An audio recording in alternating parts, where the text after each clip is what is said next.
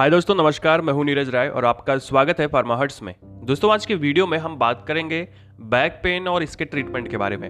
वैसे दोस्तों, सुनने में बहुत छोटी सी चीज़ लगती है बैक पेन, लेकिन आजकल देखा जाए तो ज़्यादातर लोगों में, क्योंकि कई रीजंस हो सकते हैं, उसकी वजह से उनमें गर्दन का दर्द, पीठ का दर्द या कमर का दर्द होना बहुत आम सी बात है और बहुत ज़्यादा लोगों में ये देखा जाता है। तो आज की वीडियो में हम लोग बात करने वाले हैं कि बैक पेन यानी कि पीठ का दर्द, कमर दर्द, गर्दन का दर्द, ये सब क्यों होता है, क्या रीज़न होते हैं इसके क्या सिम्टम्स आते हैं और ट्रीटमेंट में आप कौन कौन सी मेडिसिन ले सकते हैं, कौन कौन सी मेडिसिन आपको घर पे रखनी चाहिए कि आप इंस्टेंटली ले पाएँ, जिससे आपके जो पीठ की दर्द की समस्या है वो ठीक हो पाए। तो चलिए वीडियो की शुरुआत करते हैं और बात करते हैं बैक पेन के बारे में। दोस्तों, पीठ का दर्द या बैक पेन एक प्रकार का फिजिकल कंफर्ट होता है जो किसी भी वजह से, अगर आपके बैक या स्पाइन में कोई भी समस्या होती है, कोई भी डिसेबिलिटी होती है, तो ऐसे में आपको पीठ दर्द, कमर दर्द की समस्या देखने को मिलती है। अब अगर यहाँ पे काजेस की बात करें तो बहुत सारे रीजन होते हैं जिसकी वजह से बैक पेन की समस्या होती है, जिसमें सबसे पहली चीज है स्ट्रेन या स्प्रेन होना। इसमें सबसे पहली चीज़ दोस्तों यहाँ पे, जैसे कि आपकी ये पीठ है, तो पीठ में बहुत सारी मसल्स होती हैं, लिगामेंट्स होती हैं जो हड्डियों को जोड़ कर रखती हैं। तो अगर उसमें किसी भी प्रकार का स्ट्रेन, स्प्रेन यानी खिंचाव, मोच आना, ये सब कोई समस्या आती है तो उसकी वजह से पीठ में दर्द होता है। इसके अलावा पीठ में किसी भी प्रकार का मसल्स स्पास्म होने पे, मसल्स में, मांसपेशियों में ऐंठन होने पर भी दर्द होता है। मसल टेंशन की वजह से भी दर्द होता है। या फिर कई बार आपकी जो डिस्क है, यानी कि देखिए ये एक हड्डी है, दोनों और हड्डियों के बीच में यानी वर्टिब्रीज के बीच में छोटी छोटी डिस्क होती हैं जो कुशन का काम करती हैं। तो इन डिस्क को डैमेज जब हो जाती हैं तो ऐसे कंडीशन में आपकी हड्डियां आपस में टकराने लगती हैं और फिर बहुत अधिक पेन होता है। यानी वो भी एक रीजन होता है बैक पेन या कमर दर्द का। इसके अलावा दोस्तों, इंजरीज, फ्रैक्चर्स और गिरने की वजह से अगर आपको कोई समस्या हुई है तो ऐसे में भी पीठ दर्द की प्रॉब्लम आती है, कमर दर्द की प्रॉब्लम आती है। इसके अलावा दोस्तों, कुछ स्ट्रक्चरल प्रॉब्लम्स आती हैं, यानी कि कुछ ऐसी प्रॉब्लम जो आपके स्पाइन में चेंजेस आते हैं जिसकी वजह से आपको दर्द हो सकता है, जिसमें सबसे पहली चीज़ है रैप्चर डिस्क। देखो, रैप्चर डिस्क का क्या मतलब होता है, और रैप्चर डिस्क के साथ में दोस्तों यहाँ पे एक चीज और आती है,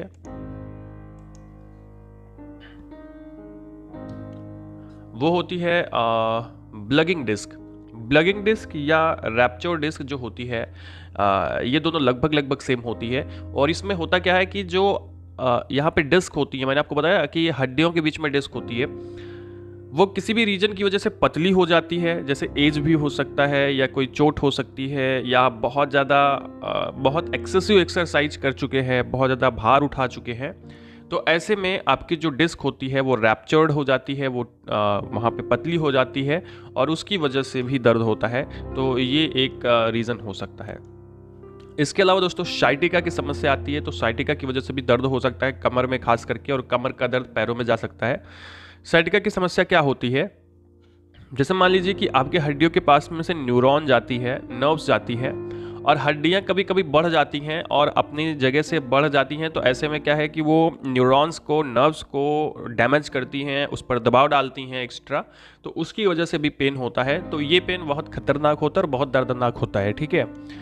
इसके अलावा दोस्तों, आर्थराइटिस की समस्या हो सकती है, यानी कि आपके स्पाइन में आर्थराइटिस की समस्या आ सकती है, इसी वजह से दर्द हो सकता है। इसके अलावा एबनॉर्मल कर्वेचर हो सकता है स्पाइन का, जैसे कि आप हमेशा एक तरह से बैठते थे और उसकी वजह से, मतलब झुक करके आप बैठते थे या आप किसी एक तरफ झुक के चलते थे, है ना, तो उसकी वजह से भी आपको दर्द हो सकता है। या अपने आप किसी भी रीज़न की वजह से जो स्पाइन है उसका कर्वेचर खराब हो गया है, तो ऐसे में भी आपको स्ट्रक्चरल प्रॉब्लम्स आ सकती है, बैक पेन की समस्या आ सकती है। इसके अलावा दोस्तों, ऑस्टियोपोरोसिस की समस्या होती है। ऑस्टियोपोरोसिस यानी कि हड्डियों में छेद होना, हड्डियों से बहुत सारे मिनरल्स का निकल जाना, और ऐसी कंडीशन में भी जब ये एज बढ़ती है तो ऑस्टियोपोरोसिस की वजह से आपके जो स्पाइन है उसकी हड्डियां कमजोर हो जाती हैं और फिर आपको बैक पेन की समस्या आती है। तो मेनली ये सारे रीज़न होते हैं दोस्तों। रीज़न ज़रूर पता होना चाहिए, क्योंकि अगर आपको रीज़न पता होगा तो आप परहेज करके, आप थोड़ा सा प्रिकॉशन करके आप बच सकते हैं। अब अगर साइन और सिम्टम्स के बारे में बात करें कि मेनली क्या सिम्टम्स आते हैं, क्योंकि सिम्टम्स के हिसाब से हम लोग मेडिसिन लेते हैं, जिसमें दोस्तों वेट लॉस की समस्या आ सकती है, फीवर भी हो सकता है। बैक पेन की समस्या में आपको फीवर की भी प्रॉब्लम आ सकती है, और पीठ पर इन्फ्लामेशन हो सकता है, स्वेलिंग हो सकती है स्पाइन के आसपास। इसके अलावा बैक पेन आपका ठहर सकता है, पर्सिस्ट हो सकता है। बैक का पेन है, जो कमर का दर्द है, पीठ का दर्द है, वो आपके पैरों पर जा सकता है, पैरों पर डाउन हो सकता है, आपके घुटनों तक पहुंच सकता है। इसके अलावा यूरिनरी इनकॉन्टिनेंस देखने को मिलता है, यानी जो ब्लैडर पर हमारा कंट्रोल होता है वो हमसे नहीं रह जाता, यानी कि यूरिनेशन अपने आप हो जाता है ऐसी कंडीशन में।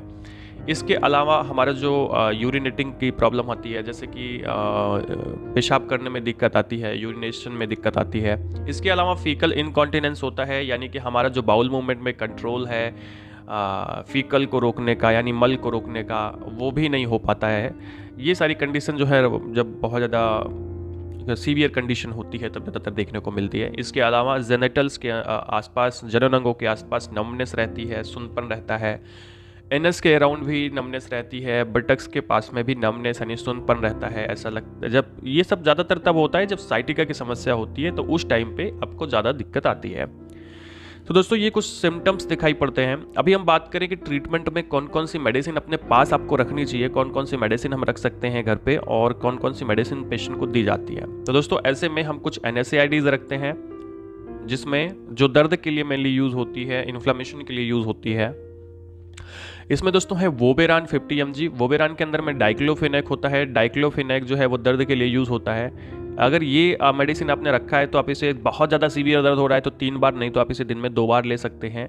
इसके अलावा आप टैबलेट ब्रूफेन रख सकते हैं, जिसमें आइबुप्रोफेन होता है दोस्तों, या फिर आप पायरोक्सिकैम रख सकते हैं, या आप निमोसाइड रख सकते हैं। यानी ये 4 दवाएं ऐसी हैं जिसमें से आपको एक मेडिसिन अपने पास रखनी है अगर आपको पीठ में दर्द होता है, समस्या आती है तो। इसके साथ में कुछ एनाल्जेसिक भी दी जाती है, यानी कि अगर आपको सीवियर पेन हो रहा है, बहुत ज़्यादा दर्द हो रहा है, तो आप अल्ट्रासेट टैबलेट ले सकते हैं, और ये टैबलेट दिन में 2 बार लेने की सलाह देते हैं। इसके अंदर में दोस्तों ट्रामाडाल होता है, हाइड्रोक्लोराइड, ट्रामाडाल हाइड्रोक्लोराइड एसिटामिनोफेन होता है। ये आपको दर्द के साथ में, बुखार में भी, यानी हल्का फुल्का फीवर है, हरारत है, तो वहाँ पर भी काम करेगी। लेकिन ध्यान रखें कि आप कोशिश करें कि ऊपर वाली मेडिसिन ही लें, बाकी ये मेडिसिन जब सीवियर कंडीशन होती है तब दी जाती है। इसके अलावा क्रोसिन दिया जाता है अगर फीवर है तो, फीवर के लिए। इसके साथ में दोस्तों आप टैबलेट ट्रामाडाल 50 mg ले सकते हैं। तीनों में से आप कोई एक मेडिसिन ले सकते हैं। अगर आपको बहुत ज़्यादा दर्द के साथ में बुखार भी है तो आप ये ले सकते हैं। इसके साथ में दोस्तों अब जो दोनों मेडिसिन मैंने आपको ऊपर बताई, ये क्योंकि दर्द की मेडिसिन है, NSAIDs है, एनाल्जेसिक है, तो ऐसे में ये गैस जरूर उत्पन्न करेंगी, गैस्ट्रिक बर्निंग उत्पन्न करेंगी। तो ऐसे में आपको कुछ एंटासिड लेने की सलाह देते हैं, जिसमें आप रेबेप्राजोल ले सकते हैं। इसके साथ में रेबेप्राजोल एक टैबलेट आपको दिन में 1 बार लेनी होती है, खास करके खाली पेट अगर आप ले लें तो ज़्यादा अच्छा है। तो एसिड की बर्निंग को रोकने के लिए आप ये ले सकते हैं। इसके साथ में दोस्तों एक कैल्शियम की टैबलेट भी दी जाती है, जिसमें कैल्सी मैक्स 4 टैबलेट होती है। एक्चुअली कैल्सी मैक्स 4 होती है, इसके अंदर में calcium, vitamin D3, magnesium and zinc की फोर्टिफाइड फॉर्म होती है। यानी कि इसमें कई प्रकार के मिनरल्स होते हैं, साथ में कैल्शियम होता है, विटामिन D3 होता है, तो आप इसको भी ले सकते हैं, इसको भी आपको दिया जाता है।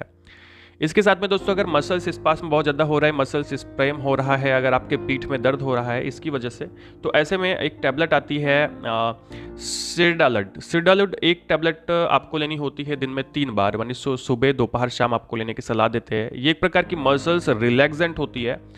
दोस्तों एक्चुअली यहाँ पे ये इसके अंदर में, जैसे सिरडालुड के अंदर में एक टिजानिडीन होता है, तो टिजानिडीन जो है वो एक प्रकार की मसल्स रिलैक्सेंट होता है, मसल्स को रिलैक्स करता है। इसके साथ में आप इसके अलावा, जैसे अगर आपको ये मेडिसिन नहीं मिलती है तो आप डाइक्लोनेक MR टैबलेट ले सकते हैं, जिसके अंदर में डाइक्लोफेनेक सोडियम, पैरासीटामॉल और क्लोरजोक्साजोन होता है, जो भी एक प्रकार के मसल्स रिलैक्सेंट की तरह काम करेगा, दर्द में भी फायदा करेगा और बुखार में भी फायदा करेगा। ओके, तो टैबलेट के फॉर्म में आप ये सारी चीज़ें रख सकते हैं, और इसमें से आप, जैसा कि मैंने आपको बताया, एक एक टैबलेट आप खा सकते हैं। नेक्स्ट अगर मैं बात करूं, अगर दर्द इससे नहीं सही हो रहा है, यानी कि टैबलेट से नहीं सही हो रहा है, तो ऐसे में हम लोग यूज़ करते हैं इंजेक्शन, जो कि SOS दिया जाता है, जिसमें हम वोबेरान इंजेक्शन का यूज़ कर सकते हैं, IM यूज़ करते हैं, NSAID इंजेक्शन होता है, दर्द में यूज़ होता है, या फिर आप पैरोक्सिकैम यानी डोलोनेक्स इंजेक्शन का यूज़ कर सकते हैं। इसके अलावा पेन बहुत ज़्यादा सीवियर है तो ऐसे कंडीशन में दोस्तों ट्रामाडाल दिया जाता है। ट्रामाडाल IM इंजेक्शन यूज़ कर सकते हैं, या फोर्ट विन इंजेक्शन जिसमें पेंटाजोसिन होता है, आप उसे यूज कर सकते हैं। या फिर अगर आपसे ये ठीक नहीं हो रहा है तो आप आर्थोपेडिक सर्जन के पास रेफर कर सकते हैं। आर्थोपेडिक सर्जन क्या करेगा, वो देखेगा कि क्यों दर्द हो रहा है मेनली, और उस हिसाब से वो मेडिसिन दे करके या फिर सर्जरी के माध्यम से जो पेन है उसको ठीक करने की कोशिश करेगा। तो दोस्तों ये था आज का वीडियो जिसमें हम लोगों ने बात किया बैक पेन के बारे में, उसके ट्रीटमेंट के बारे में। ये बहुत छोटी चीज़ नहीं है दोस्तों, कठिन चीज़, मतलब एक कह सकते हो ना कि बैक पेन होना और साइटिका का दर्द होना बहुत खतरनाक चीज़ है, ठीक है। तो इस वजह से इसका ट्रीटमेंट समय से ज़रूर कराएं। वीडियो ने आपने पूरा देखा है तो बहुत बहुत धन्यवाद। मिलते हैं नेक्स्ट वीडियो में। दोस्तों आप हमें इंस्टाग्राम पर फॉलो कर सकते हैं और हमारा हेल्थ मोगे चैनल भी देख सकते हैं। और ये चैनल अगर आपने अच्छा लगा हो तो चैनल को सब्सक्राइब जरूर करिएगा, वीडियो को लाइक करिएगा, दोस्तों के पास शेयर करिएगा। मिलते हैं नेक्स्ट वीडियो में। पूरा वीडियो देखने के लिए बहुत बहुत धन्यवाद।